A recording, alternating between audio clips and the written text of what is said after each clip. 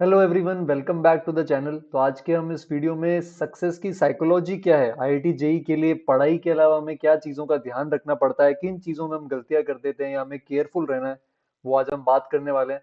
और स्पेशली उन लोगों के लिए यूजफुल होगा जो 11th में है, जिन्होंने जेई की तैयारी शुरू करी है या जो आने वाले साल के अंदर जेई की तैयारी शुरू करने वाले हैं। 12th और 13th में जो है ड्रॉपर बच्चे, वो तो आई थिंक काफ़ी पोर्शन कवर कर चुके हैं, तो वो भी जिस फ्लो में है बने रहें। और बाकी जो रिसेंटली जेई जिन्होंने पढ़ना शुरू किया है, वो इस वीडियो में हमारे साथ आगे बढ़ेंगे। तो आज हम एक बुक की बात करने वाले हैं, और ये बुक मतलब काफी पुरानी है, पर जब मैं जेई की तैयारी करता था तब मैंने पढ़ी नहीं थी।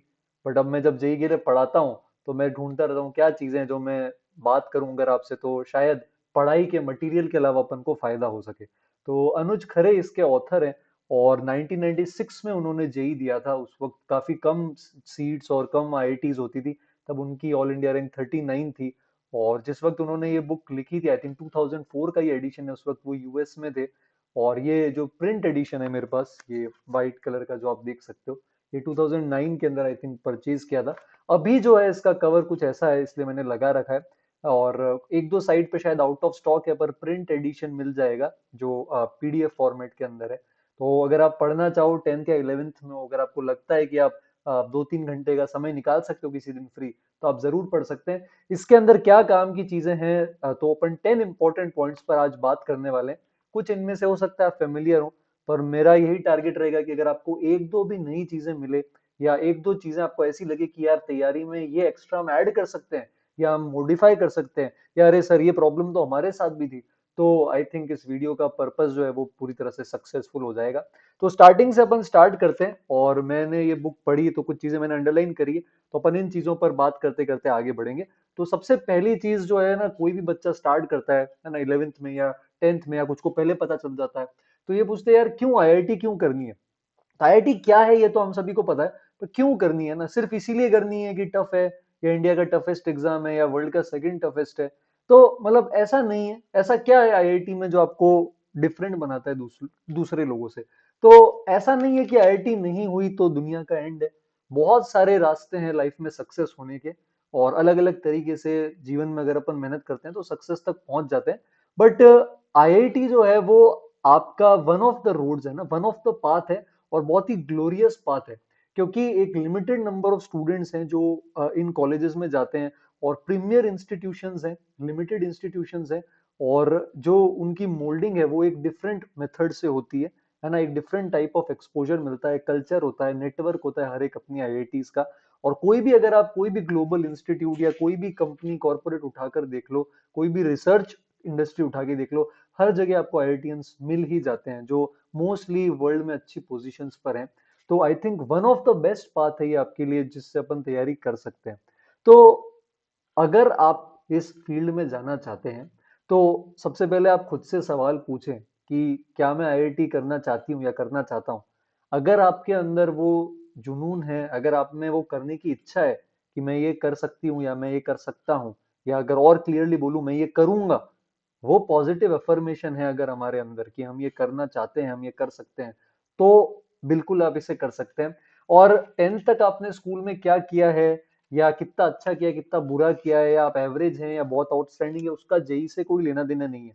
आप ऐसा समझिए कि जेई पे हम इतना एम्फोसिस इसलिए कर रहे हैं, तो कोई ऐसे हवा नहीं है, कोई घबराने की चीज नहीं है। आप ऐसा समझिए कि एक डिफरेंट टाइप का एग्जाम है, जिसकी टेक्निक्स और अप्रोच भी होती है वो डिफरेंट होती है। तो 10th से जब 11th में आते हैं, तो आप में से कई लोगों ने रियलाइज किया होगा कि यार थोड़ा सा मतलब डिफरेंट है। तो अब आपके ऊपर है कि आप उस डिफिकल्टी को डिफिकल्ट मान लें या डिफरेंट मानकर अप्रोच करें। तो सबसे पहले आपके दिमाग में आपका मतलब रीजन, एक स्ट्रॉन्ग रीजन होना चाहिए कि अगर मैं कोई भी काम कर रहा हूँ तो रीजन होगा ना। मैं ये वीडियो बना रहा हूँ तो उसका रीजन है कि मैं आप लोगों से कम्युनिकेट कर सकूं। तो आपके दिमाग में एक शॉर्ट शॉर्ट रीजन होना चाहिए। कुछ चीजें क्यों इंपॉर्टेंट है वो मैंने आपको बता दी है, कि आप देख सकते हो आपके आसपास जितने भी सक्सेसफुल जन है, उसमें से एक लार्ज मेजोरिटी ऑफ पोर्शन जो है वो आईआईटियंस का होता है। तो एक डिफरेंट एग्जाम, एक डिफरेंट अप्रोच के साथ अगर हम इसकी तैयारी पर फोकस करें, कुछ नया सीखने के पॉइंट ऑफ व्यू से, तो एक अच्छा माइंडसेट डेवलप करने में हमें हेल्प मिलती है। और सबसे पहली चीज जो इस तरह की तैयारी में हमारे लिए हेल्पफुल होती है, जो पहले चैप्टर के अंदर ऑथर ने भी इसके अंदर बताई है, वो है डिटर्मिनेशन। तो डिटर्मिनेशन मतलब आप में कुछ करने का जज्बा होना चाहिए। अब इस डिटर्मिनेशन को अपन एक सिंपल से एग्जांपल से समझते हैं। जैसे आप अभी तक अगर आप आए हो तो आपने लाइफ में कई सारे एग्जाम्स दिए होंगे, और एग्जाम्स भी जरूरी नहीं है, किसी ना किसी फॉर्म में आपने अपनी स्किल शो करी होगी, चाहे कोई कंपटीशन हो, चाहे कोई स्पोर्ट्स हो, या कोई को करिकुलर एक्टिविटी हो। तो आपने ऐसा देखा होगा कि यार कभी कभी तो ऐसा लगता है कि हम बहुत अच्छा कर जाते हैं, है ना, और कभी कभी लगता है कि यार मतलब इतना किया लेकिन रह गए। तो आप ये रियलाइज करोगे कि जहाँ सही मायने में आप अपने जो आपने सोचा था दिमाग में आप वो अचीव कर पाए, तब आपने मतलब उस चीज के लिए दिन रात एक कर दिया था। कि नाइन्थ में कभी किसी टीचर ने बोला था कि यार इसमें मार्क्स लेकर आओ, और आपने उसको ईगो पे लिया था कि लाएंगे, और आपने कई महीनों तक मेहनत करी और फिर फाइनली लेकर आए, क्योंकि आप डिटरमाइंड थे अपने उस गोल के लिए, आप उस एक गोल के पीछे सब कुछ भूल गए थे। और कहीं अगर आप थोड़ा सा पीछे रह गए, है ना, यू हैव फॉलन शॉर्ट, आप अपने गोल को अचीव नहीं कर पाए, तो आप जब उसको एनालाइज करेंगे ना, तो आप देखेंगे कि कोई ना कोई ऐसा फैक्टर जरूर रहा है कि आप जितना अपना 100% दे सकते थे, उतना 100% आप नहीं दे पाए।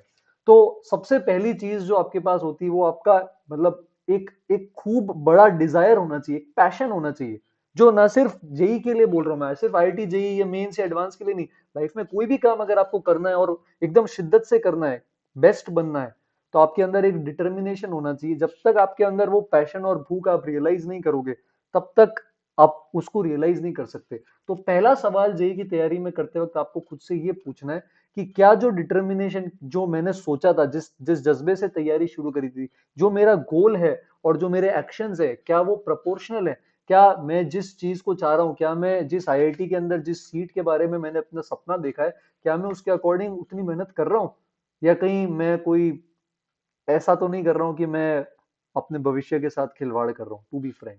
तो अगर आपके एक्शन ऐसे होंगे जो आपके गोल के प्रोपोर्शनल है, तो इसका मतलब आप प्रॉपर डिटर्मिनेशन से काम कर रहे हो, और आपने जो सपना देखा है, आपकी आईआईटी की जो ड्रीम है, उसके लिए आप काम कर रहे हो। तो पहला फैक्टर डिटर्मिनेशन जो है, ये बहुत मैटर करता है आपकी तैयारी के अंदर।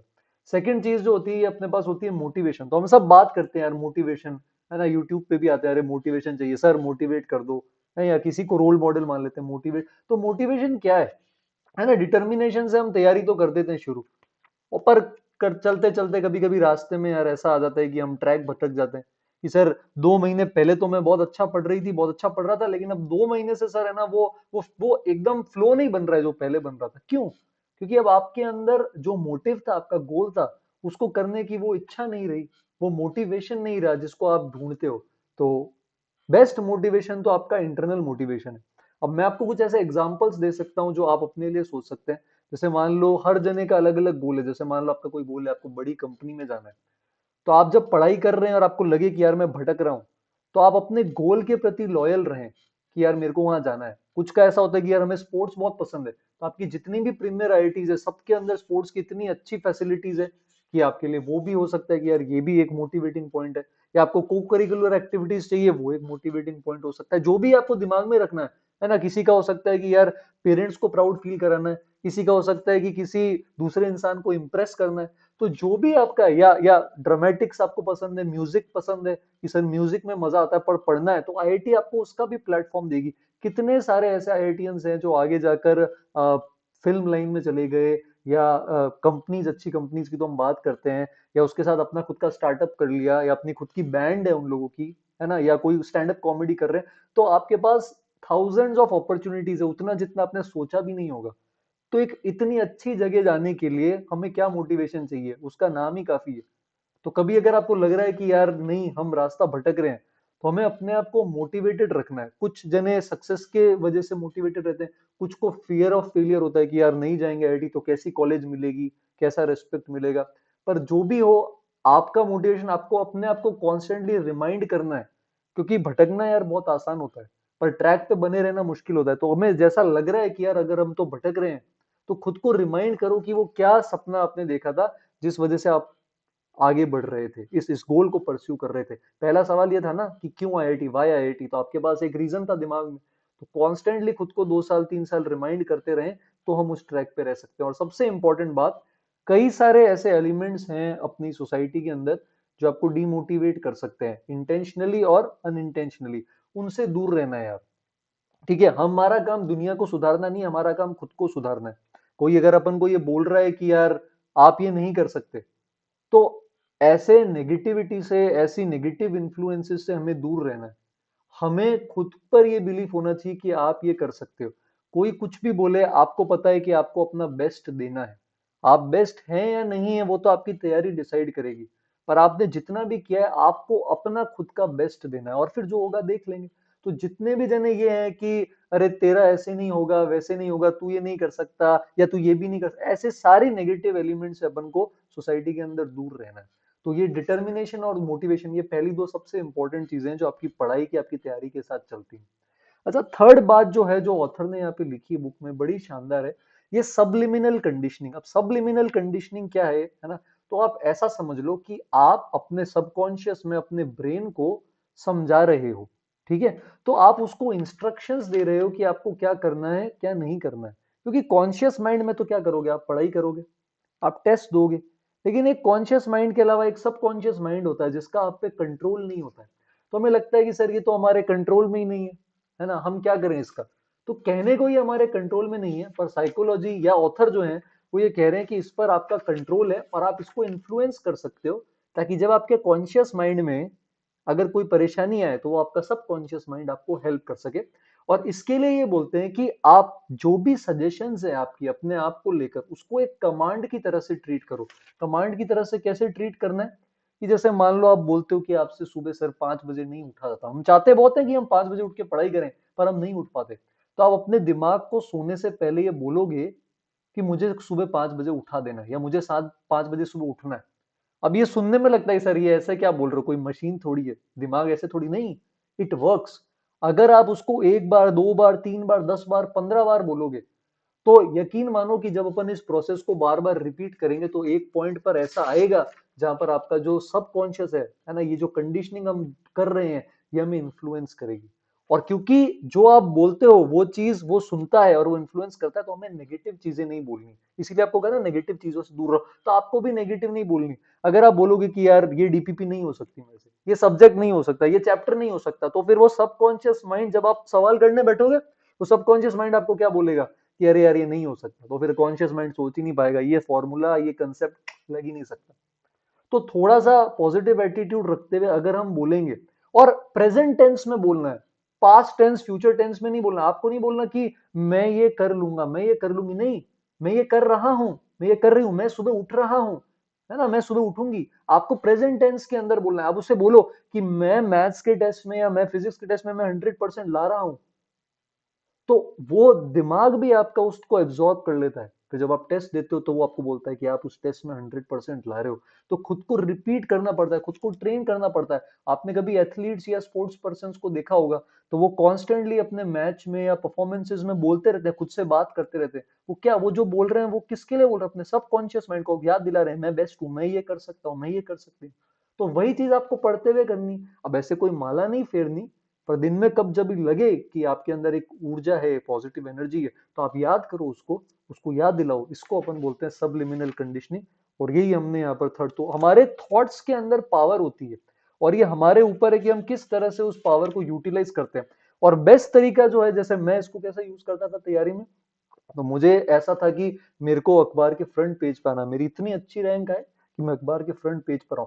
तो मैं जब भी लगता था कि यार क्या करूं, मेरे को एक एनर्जी चाहिए होती थी, कुछ नयापन चाहिए होता था, तो मैं क्या करता था, मैं खुद को विजुअलाइज करता था अखबार के फ्रंट पेज पे। तो पाइप ड्रीम नहीं, डे ड्रीमिंग नहीं करना कि हाँ शेख चिल्ली की तरह बैठे हैं मस्त खुद को देख रहे हैं। बट आप जब उसको विजुअलाइज करो, है ना, जैसे मेरा ये गोल था, आपका कुछ और होगा मे बी, कि आपको क्यों करनी है आईडी, ताकि ये हो जाए।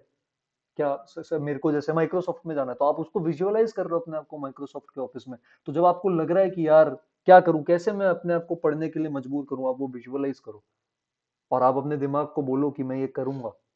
Then your subconscious mind will motivate you, will help you in focusing. तब आप अपने गोल्स के लिए क्या कर सकते हो, और अच्छा काम कर सकते हो। तो ये सबलिमिनल कंडीशनिंग बहुत ही अच्छा कंसेप्ट है। नेक्स्ट चैप्टर के अंदर, यहाँ पर इस बुक के अंदर अगर अपन बात करें, तो यहाँ पर टाइम मैनेजमेंट की बात करिए। अब सब जने ये बोलते हैं कभी कि सर इतने घंटे पढ़े, कितने घंटे पढ़े, कैसे पढ़े, पढ़ तो रहे हैं पर सर आउटपुट नहीं आ रहा, मार्क्स नहीं आ रहे। तो सबसे इंपॉर्टेंट चीज है हमारा टाइम मैनेजमेंट। हम टाइम कैसे मैनेज करते हैं, और इसके लिए दो तीन स्ट्रेटेजीज ऑथर ने इसके लिए कवर करी है। तो सबसे पहले तो हमें टाइम वेस्ट नहीं करना। अब वेस्ट करने का मतलब ये नहीं है यार कि आप नहाने जा रहे हो तो ये टाइम वेस्ट है, नहीं, स्वच्छता जरूरी है ना यार, स्वच्छ भारत। तो टाइम, वो टाइम वेस्ट नहीं है, पर आप टाइम तो नहाने के लिए गए, 15 मिनट का काम है, आप 1 घंटे लगाए जा रहे हो, पता नहीं नहाए जा रहे हो, सज रहे हो, घूम रहे हो। तो ये टाइम वेस्ट है। जिस चीज को जितना टाइम देना है हमें उतना ही टाइम देना है। अगर हम भटक गए, कहीं चले गए, कि मान लो आपने कहा था सर आधे घंटे का ब्रेक जरूरी है, मैंने कहा हाँ भाई जरूरी है, तो आप उस आधे घंटे में कोई एक्टिविटी कर रहे हैं, पर फिर आपका वो आधा घंटा 1 घंटा बन गया, 2 घंटा बन गया, तो ये क्या हो गया आपका टाइम वेस्ट। तो आपको टाइम की अवेयरनेस होनी चाहिए। तो टाइम आपका ग्रेटेस्ट रिसोर्स है, ये चैप्टर बोल रहा है। और अगर आपने यूज नहीं किया तो वो वेस्टेड है। अब पढ़ाई करते वक्त टाइम का क्या करना है, तो इसके लिए मैंने क्लास में भी कुछ जनों को बताया, मैं एक बार फिर से बता रहा हूँ। तो ऑथर ने इसके अंदर एक टाइमोमीटर का कंसेप्ट बताया था, आप यूज कर सकते हैं। अगर आप जैसे पढ़ना शुरू किया और आपको लग रहा है आप एफिशिएंट नहीं है, आप 2 स्टॉप वॉचेज रखें अपने पास। एक स्टॉप वॉच आपकी पढ़ाई का टाइम मेजर करेगी। आप जब पढ़ने बैठते हैं तो आप टाइम रखें, छोटे मोटे काम जैसे वॉशरूम जा रहे हैं, पानी पी रहे हैं, है ना, या आप 1 सेकंड रिलैक्स करके सांस ले रहे हैं, तो वो स्टॉप वॉच चलती रहेगी। ठीक है, अनटिल एंड अनलेस आपने कोई आधे घंटे या उससे बड़ा ब्रेक नहीं ले लिया, तो वो वॉच आपके पूरे दिन का पढ़ने का समय रिकॉर्ड करेगी। दूसरी स्टॉप वॉच सिर्फ पढ़ने का ही समय रिकॉर्ड कर रही है। मान लो आप में रिलैक्स करने के लिए 2 मिनट पीछे हुए, तो उस वक्त भी जो आपका टाइम जा रहा है, आप स्टॉप वॉच पॉज कर दो। आप स्टॉप वॉच तभी प्ले करोगे जब आप कुछ पढ़ रहे हो, रीड कर रहे हो, याद कर रहे हो, रिवाइज कर रहे हो, लिख रहे हो, सॉल्व कर रहे हो। इसके अलावा पानी पी रहे हो, वॉशरूम के लिए गए हो, नीचे कुछ खाना लेने गए हो, तो वो स्टॉप वॉच बंद हो जाएगी। तो दिन के एंड में आप देखें कि आपकी दोनों स्टॉप वॉच में कितना डिफरेंस है। एक स्टॉप वॉच 10 घंटे ही है और दूसरी 6 घंटे ही है। इसका मतलब आपको लगा कि आपने 10 घंटे पढ़ाई करी, पर आपने सिर्फ कितने घंटे पढ़ाई करी है, 6 घंटे। तो अगर आपकी उसके अंदर, आप तो स्टार्टिंग के अंदर आप देखोगे कि मे भी आपकी एफिशिएंसी उतनी अच्छी नहीं है एक स्टॉप वॉच की दूसरे स्टॉप वॉच के कंपैरिजन में।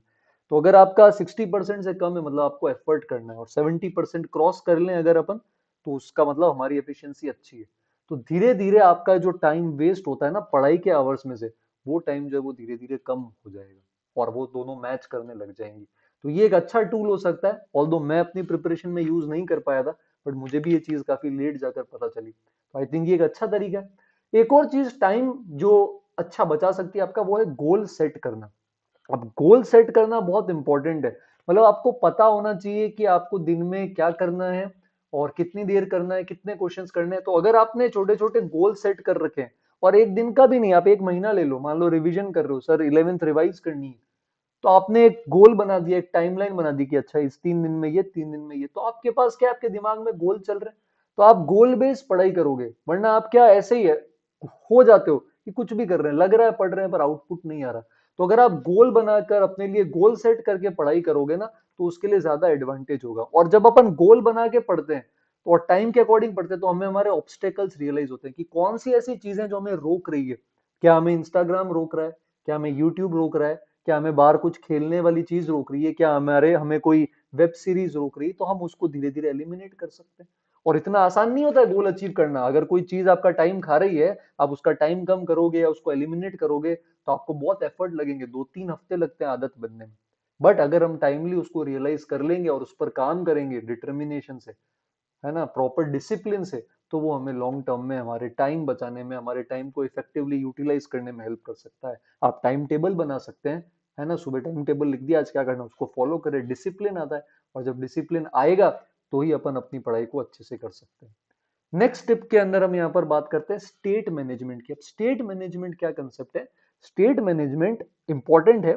ये आपके दिमाग की कंडीशन को गवर्न करता है कि आपका दिमाग किस स्टेट में। जैसे आप बोलते हो ना कि सर कभी कभी तो पढ़ने बैठे बहुत अच्छा कंसंट्रेशन बना, सब कुछ अच्छा हो गया, कभी कभी बनता ही नहीं है, क्या करें। तो इसके लिए 2-3 पॉइंट्स है जो ऑथर ने बोले। तो सबसे पहले तो, अगर आप फिजिकली एनर्जी फील कर रहे हैं, तो वो आपकी एनर्जी मेंटली भी जा सकती है, जिसके लिए मैं बोलता हूँ कभी जैसे मॉर्निंग में आप थोड़ी देर मेडिटेशन भी कर सकते हैं, 15-20 मिनट ब्रीथिंग एक्सरसाइज कर सकते हैं। एक और चीज होती है जिसको ऑथर ने बोला, जिसको पावर मूव बोलते हैं। पावर मूव क्या होता है, जैसे मान लो आपकी बॉडी डल है, तो आपका कंसंट्रेशन नहीं बनेगा, आप खो जाओगे कहीं। तो उस बॉडी को कैसे एनर्जाइज करें, कैसे चार्ज करें, तो उसके लिए पावर मूव है। जैसे ऑथर बोलता है कि आपको मतलब पुश करना है ना, जोर से, है ना, आप जोर से उछल सकते हो हवा में, या जोर से यस चिल्ला सकते हो। तो एकदम से क्या होता है, बॉडी के अंदर एक बार एड्रेनलिन बढ़ता है, एक बार एक्टिवनेस बढ़ती है आपकी, और एक बार माइंड फोकस हो जाता है, तो आप उस एनर्जी से फोकस कर सकते हो, कॉन्सेंट्रेट कर सकते हो। तो जरूरी नहीं आप जोर से यस चिल्लाओ, आप कुछ भी कर सकते हो। आपको मान लो भाग के बहुत मजा आता है, है ना? तो 20 मीटर भाग लो, बॉडी एनर्जाइज हो जाए, तब पढ़ने बैठ जाओ, है ना? या आपको मान लो विक्ट्री में यस करने में मजा आता है, तो आप विक्ट्री के लिए सेलिब्रेट करो। आपको रोनाल्डो पसंद है, आप स्यू करो, जो भी करो, पर एक ऐसा मूव होना चाहिए जिससे बॉडी में एनर्जी आ जाए, तो आपका माइंड एक बार के लिए फोकस हो जाता है। पर फिर कई बार बोलते हैं कि सर ठीक है, एक बार आ गया, फिर कभी ड्रिफ्ट अपार्ट कर जाए तो 1 डेढ़ घंटे के बाद आप ब्रेक ले सकते हो, पर फिर भी प्रॉब्लम है। तो क्या होता है मैं बताऊं, जैसे कभी आपका दिमाग बहुत अच्छा तरह से काम कर रहा है, तो आप एक एक्शन एसोसिएट कर दो उसके साथ, है ना? अब ये सबकॉन्शियसली वर्क करता है। कैसे? जैसे मान लो आप बहुत अच्छे से काम कर रहे हो, तो आपने सपोज कोई हैबिट डेवलप कर ली अपने की, जैसे आप बहुत अच्छे से काम करोगे, है ना? तो अब इसका एक एग्जांपल पहले लेता हूँ, फिर मैं इस पे आता हूँ। जैसे मान लो आप कोई गाना सुनते हो, अब आपने मान लो ये गाना आज से 4 साल पहले कभी सुना था। जब आपने पहली बार वो गाना सुना था, तब आपके माइंड में जो फीलिंग्स थी, आप 4 साल बाद वही गाना सुनोगे तो वो फीलिंग्स लौट आएंगी, है ना? या मान लो आपने कोई चीज ब्रीथ करी है ना, कोई चीज स्मेल करी है आपने, तो आपने जब पहली बार वो चीज स्मेल करी होगी, तब जो फीलिंग्स थी, वो फीलिंग्स भी आपके अंदर क्या होंगी, लौट आएंगी। तो हम कोई भी चीज को ना बहुत अपने पुराने इवेंट से एसोसिएट करना चाहता है हमारा माइंड। तो मान लो आप बहुत अच्छी पढ़ाई कर रहे थे, है ना? और जब आप बहुत अच्छी पढ़ाई कर रहे थे, उस वक्त किसी पर्टिकुलर वक्त आप बहुत अच्छी पढ़ाई कर रहे थे, और उस वक्त आपका कोई मूड था, उस मूड के अंदर मान लो आप सपोज चुटकी बजा रहे थे या विसल कर रहे थे, तो अब आपके दिमाग ने एसोसिएट कर दिया कि अच्छा, पीक परफॉर्मेंस पे पढ़ाई मतलब चुटकी बजाना। तो अब मान लो आपका दिमाग स्लो है, पीक परफॉर्मेंस नहीं चल रही, पर अगर आपने इस एक्शन को एसोसिएट कर लिया पीक परफॉर्मेंस से, तो अब जब आप चुटकी बजाओगे, तो आपके अंदर वापस वही फीलिंग आ जाएगी, जब आपका दिमाग क्या है, फटाफट पीक परफॉर्मेंस पे काम करेगा। एक एग्जाम्पल है। या मान लो जब आप बहुत ज्यादा हैप्पी हो, बहुत खुश हो, पढ़ाई बहुत अच्छे से चल रही है, तब आप 10 मिनट की वॉक कर लेते हो, तो अब आपका जब मूड खराब भी है और आप 10 मिनट वॉक कर लोगे ना, तो आपका मूड फ्रेश हो जाएगा।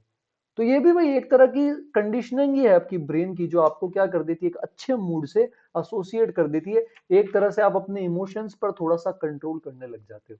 और लास्ट चीज स्टेट मैनेजमेंट की ये है, ये बताती है कि आप अपने माइंड से क्वेश्चंस कैसे पूछते हो। जैसे फॉर एग्जांपल मान लो आपका टेस्ट अच्छा नहीं हुआ, अब आप इसको दो तरह से ले सकते हो। देखो, पहला तरीका है, बोलो कि यार ये मेरे साथ ही क्यों होता है।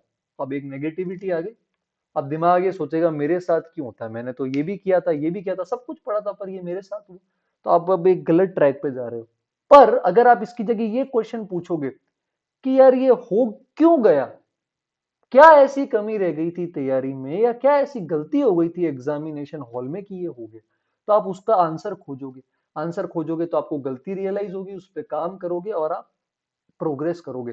तो पॉजिटिव क्वेश्चंस पूछो, ऐसे कंस्ट्रक्टिव क्वेश्चंस पूछो अपने आप से, जो आपको इंप्रूवमेंट करने में हेल्प करे, ना कि नेगेटिविटी में ला। ये छोटे छोटे चेंजेस है, पढ़ाई तो आप लोग करते ही हो, उस पर वीडियो भी अपन बनाते हैं, पर ये कुछ एक दो चीजें हैं जो मैं चाहता हूं कि अगर आप इन पर साथ साथ काम करें, मान लो 10th में या 11th में, तो अपन लॉन्ग रन में इसको अच्छे से लाइफ में यूटिलाइज कर सकते हैं, जेई की तैयारी में फिलहाल तो।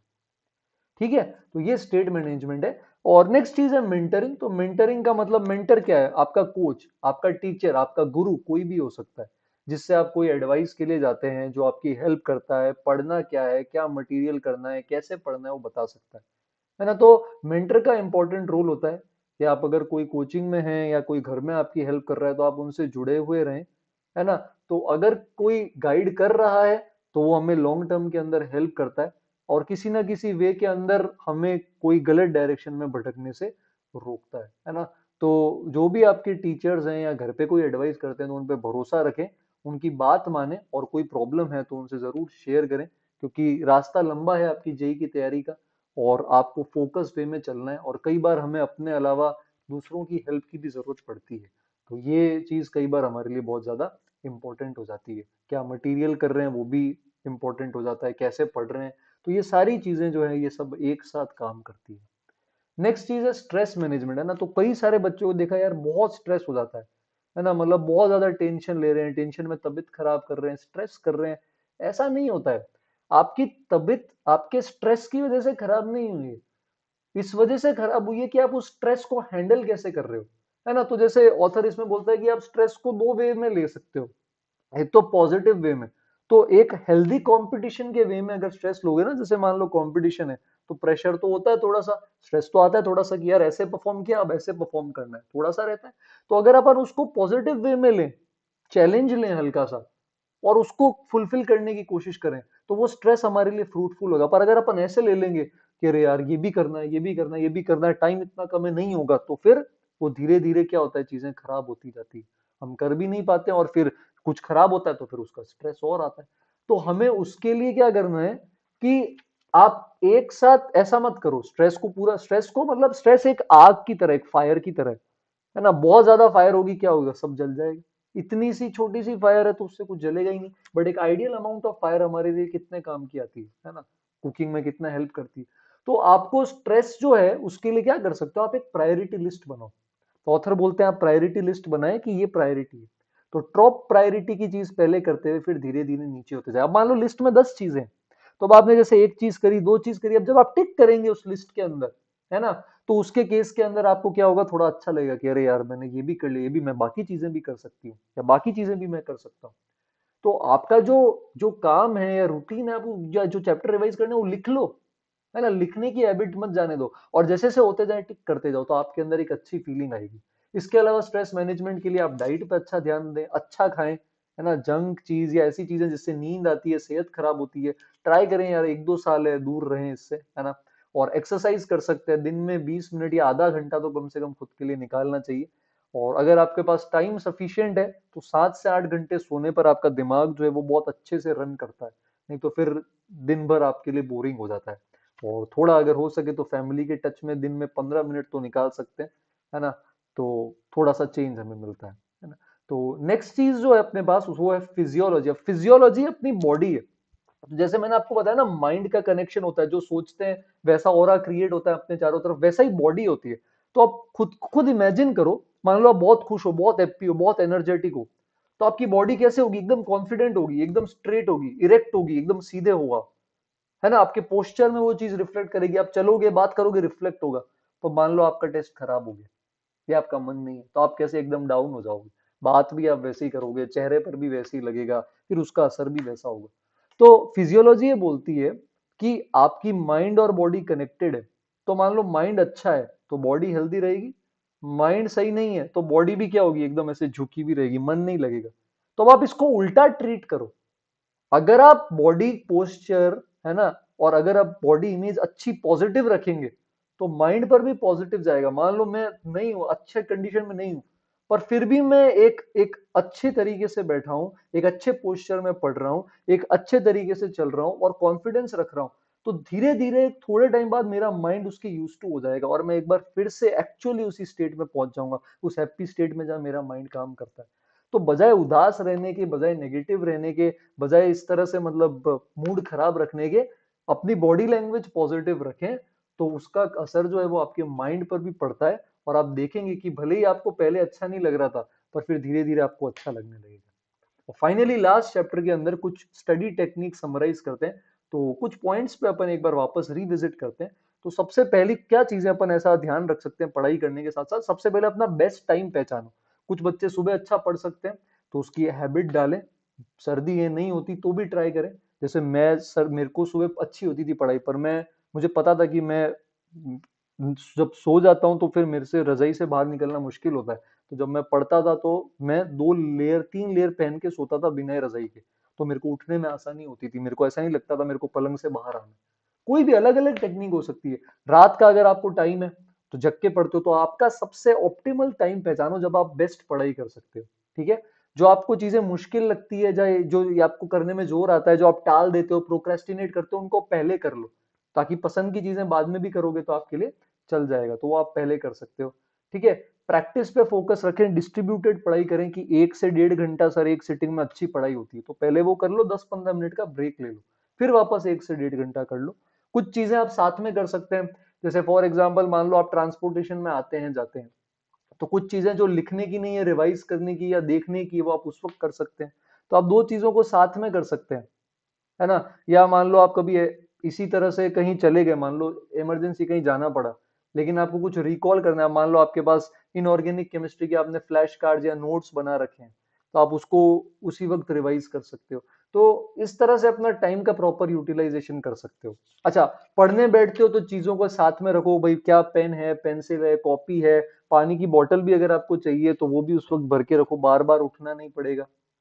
ठीक है। तो ये चीजें थोड़ा सा ऑर्गेनाइज रखें, स्टडी टेबल है या कहीं पढ़ते हैं तो नीट एंड क्लीन रखें, है ना। अगर आसपास सब कचरा होगा तो पढ़ने में मजा भी नहीं आएगा। तो स्टडी एनवायरनमेंट आपका अच्छा होना चाहिए, तो कंसंट्रेशन भी अच्छे से बन सकता है ना। थोड़ी सी नीटनेस है, इसका अपन को ध्यान रखना है। और दिन प्लान कर लो, अगले दिन क्या करना है वो एक दिन पहले प्लान कर लो, क्या होमवर्क है, कौन सा टेस्ट आ रहा है, क्या रिवाइज करना है। थोड़ा सा 2 मिनट लगेंगे लिखने के, बट आपको पता चल जाएगा, तो आप रास्ते से भटकोगे नहीं। और प्रैक्टिस पे ध्यान दें। टेस्ट होते हैं उनका एनालाइज एनालाइज अच्छी तरह से करें टेस्ट को, है ना। किस तरह से ऑप्शंस आप अटेम्प्ट करते हैं, क्वेश्चन ध्यान से रीड करते हैं या नहीं करते हैं, है ना। और किस तरह से आपका टेम्परामेंट रहता है। तो मैं यही बोलता हूँ कि जब तैयारी करते हो तब सब सीखने की हैबिट डालो, पर जब टेस्ट में जाते हो तो एक कॉन्फिडेंस से जाना है आपको, कि जैसे आप ही इस पेपर को टॉप करने वाले हो। तो वो कॉन्फिडेंस दिखना चाहिए, और अटेम्प्ट अच्छे से करना है, वो आप टेस्ट जैसे से देंगे, 12th आते आते आपको रियलाइज होगा। तो ये कुछ बातें थी। आपका मन हो तो आप ये बुक ऑनलाइन भी देख सकते हैं, पीडीएफ और हार्ड कॉपी भी है। तो आई होप कुछ चीजें आपको नहीं मिली हो, है ना। तो वापस मिलेंगे इसी तरह के वीडियो के साथ। पसंद आया हो तो आप रीवॉच करें, देख सकते हैं फ्रेंड्स के साथ। सजेशंस हो या कोई क्वेरी हो तो कमेंट में जरूर लिखें, मैं ट्राई करूंगा रिप्लाई करने का। मिलते हैं एक और वीडियो के साथ, है ना। पढ़ाई वाले से थोड़ा सा डिफरेंट टॉपिक था आज, है ना। तब तक के लिए थैंक यू एवरीवन।